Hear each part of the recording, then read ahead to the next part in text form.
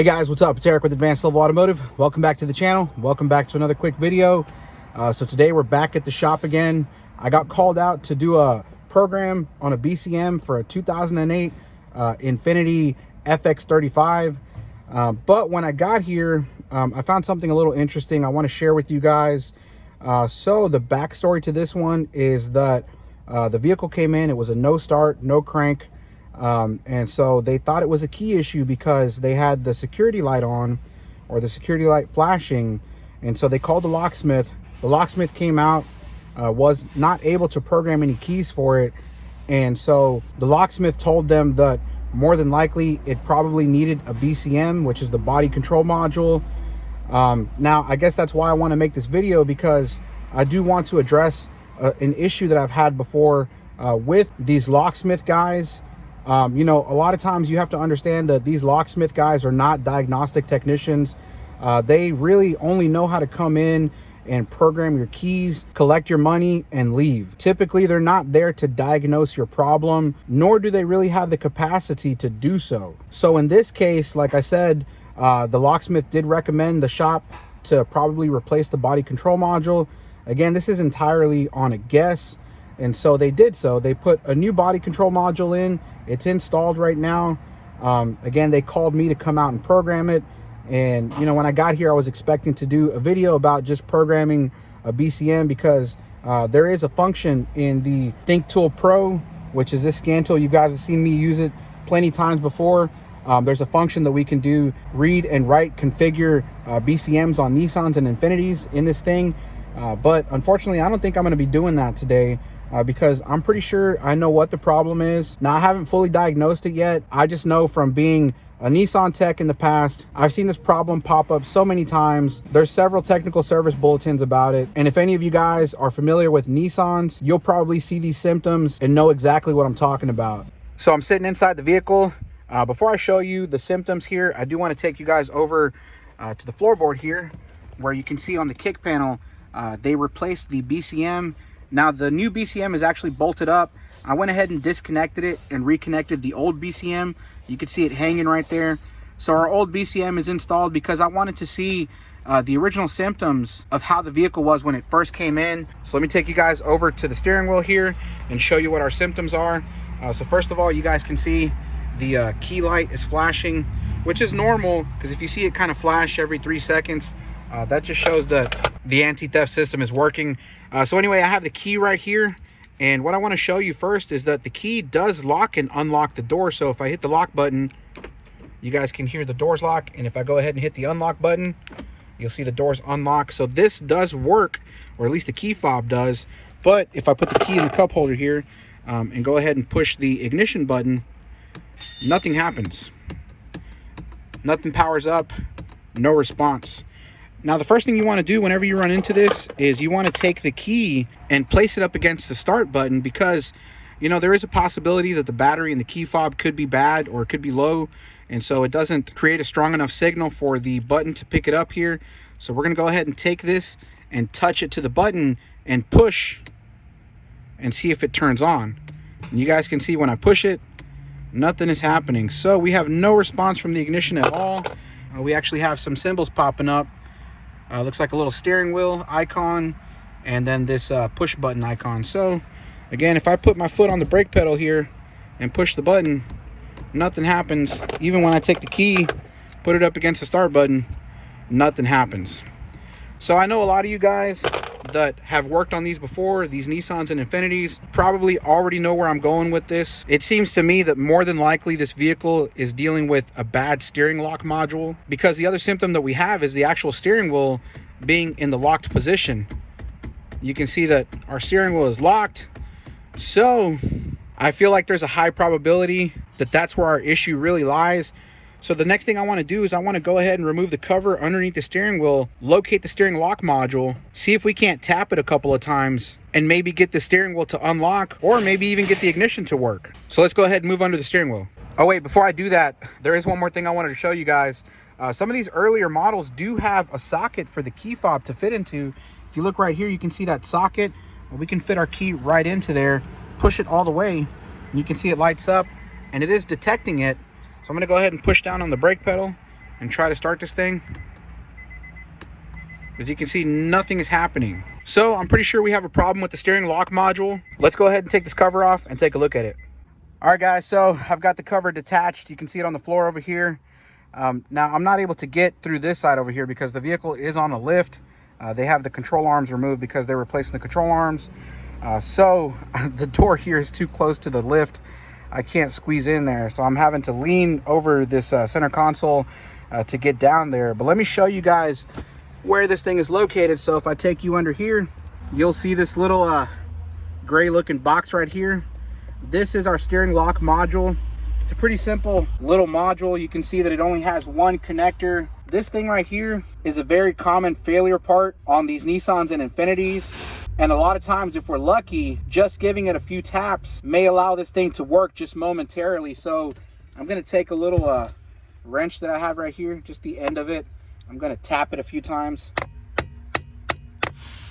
And let's see if that did anything for us. All right, so I'm gonna go ahead and hit the button. Nothing is happening. Let me try it again. Let's try it this time. Nothing. Put the key up to it. Nothing. Let's try it again. Nothing. Okay, so unfortunately, tapping on it did not work, which I really wanted to show that to you guys, but sometimes it works, sometimes it doesn't. In this case, it doesn't. Let me show you what our next step is. Okay guys, so this is a scan tool that we're using. This is a THINKTOOL Pro. You may have seen me use it in plenty of other videos, and that's because this thing just has so many different features, functionalities, and different testing methods that it has quickly become one of my favorite scan tools, if not my favorite go-to scan tool right now. So we're gonna go ahead and click on Infiniti, hit OK. We're now in the menu where we punch in our vehicle. But what's important to note here is that if we try to automatically search, it's not going to automatically detect the VIN because, of course, our ignition does not power on. So if our ignition cannot power on, we're not going to be able to communicate with pretty much most of all the modules on the vehicle, such as the ECM, the TCM, or any other module that's not directly related to the anti-theft system. When you don't have ignition power, the only modules that you're going to be able to communicate with are going to be the modules that have to deal with either the anti-theft system or the ignition system. So with that in mind, let's go ahead and move back over to the scan tool. Again, we could try to automatically search the VIN, but it's not going to be able to. We're going to have to manually punch it in, but we could just go over here to manual select and type in our vehicle. So that's North America, North America. This is a FX35. So I'm going to click on that. S50 2008, and now we've successfully punched in our model. Let's go ahead and run a health report. This is going to attempt to scan all of the modules in the vehicle, but what you're going to find is that most of them are not going to have communication. Okay, so as you can see, we were only able to communicate with these specific modules. That includes the IPDM, the BCM, the meter, and this auto drive POS. I'm not really sure what that is, but as you can see, we do have a code here. Now, I'm not typically too concerned with the trouble codes because sometimes with these steering lock control modules, you don't always get a trouble code. Sometimes you do, but sometimes you don't. And in this case, if you take a look here, we have this B2109 steering lock relay off circuit. So it does look like we do have a code pertaining to the steering lock unit. Again, you're not always going to have a code, but if you do have any code pertaining to it, that at least gives you a sign that you're on the right path. So what I want to do next is I want to go ahead and go into the BCM. As you can see, we are able to communicate with it. We don't have any trouble codes right now, but we're going to go into the BCM and we're going to check a couple of different things. First of all, we could go to the data stream here. And what we're going to look for are any data pits pertaining to our ignition. So I'm going to choose this right here, which is our push button switch. And then I'm going to check and see if we have any other ones that we may be interested in looking at. You can see we have this steering lock right here, this steering unlock, and then there's a request right here. So those may be some we may want to look at. Let me see if there's anything else here. We could take a look at the key switch slot. That's where we put our key into. And I think that should just about do it. Let's go ahead and hit OK. Take a look at this data. Now the first one I want to take a look at is going to be the push switch. This is this actual push switch right here. And what I want to see is whether or not this switches from off to on whenever I'm pushing the switch. So I'm going to go ahead and tap the switch. Pay attention to this data pad here. I'm going to push the switch. As you can see, it says on. I let go, it says off. I'm going to try it again. On and off. So what that lets us know is that this button here is actually working, and it's communicating with the BCM.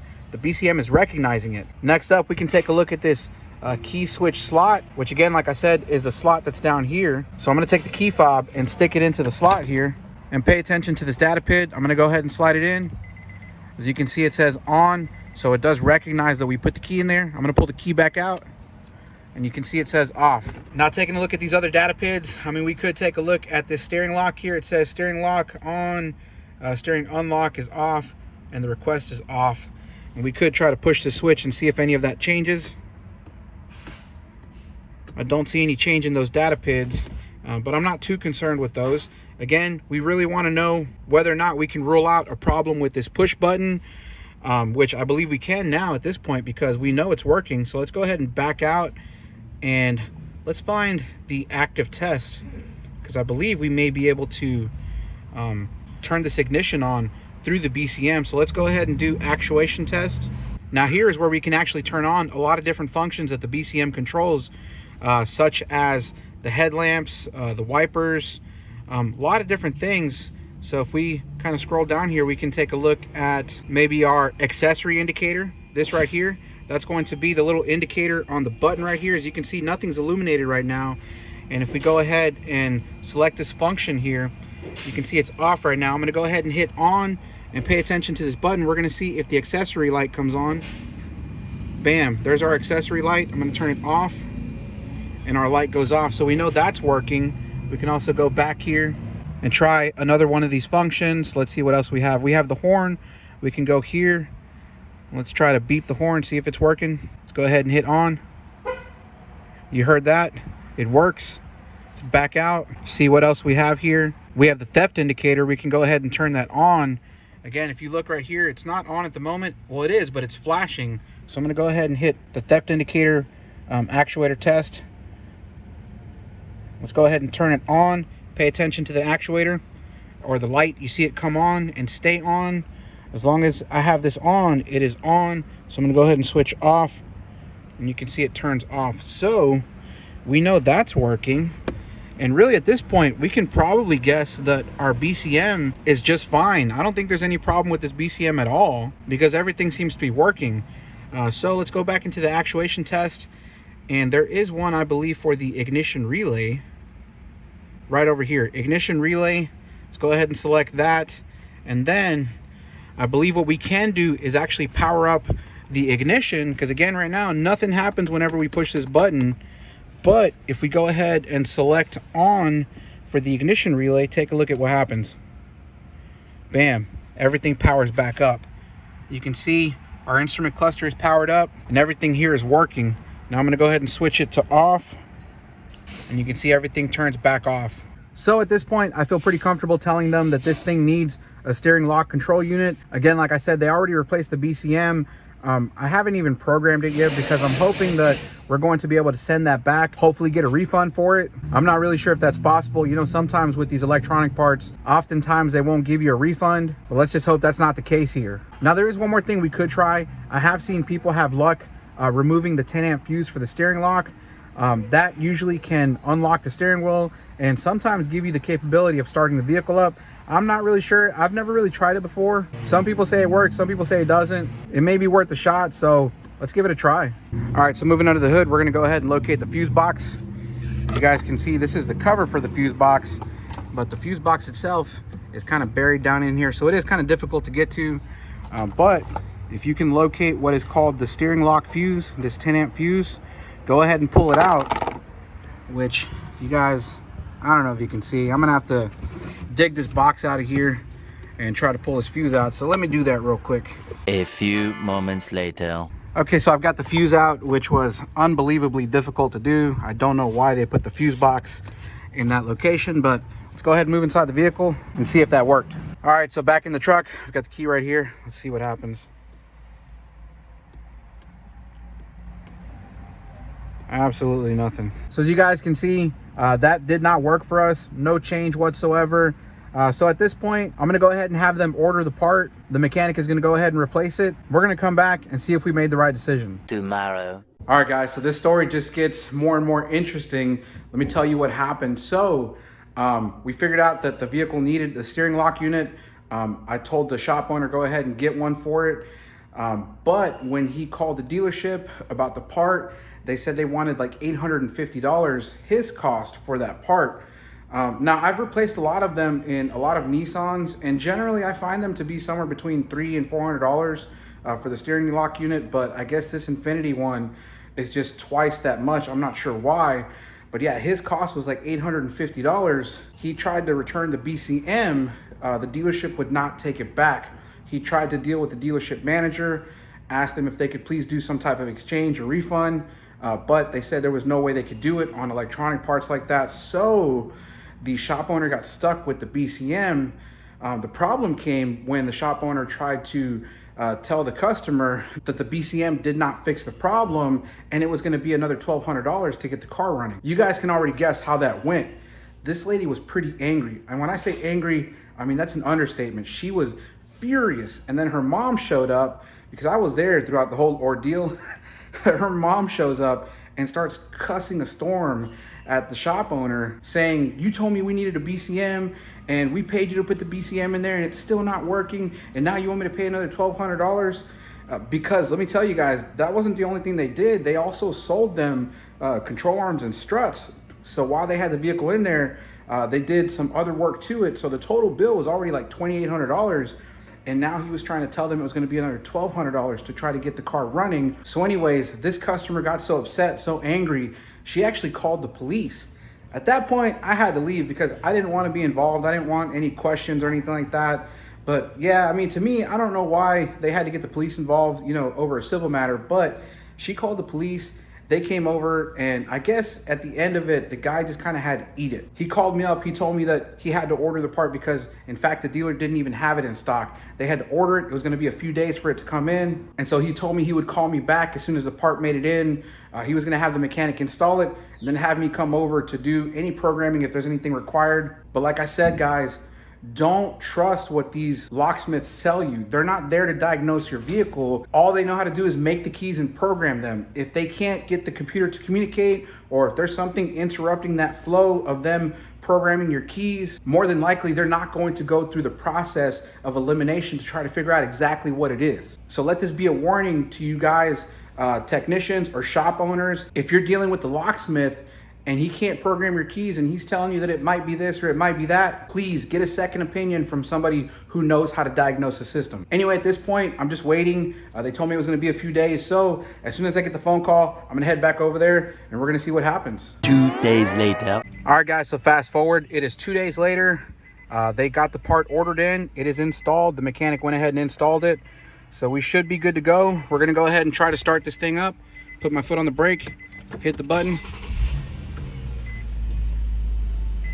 And there we have it. We are back in business. Anyways, guys, we're gonna go ahead and end off the video here.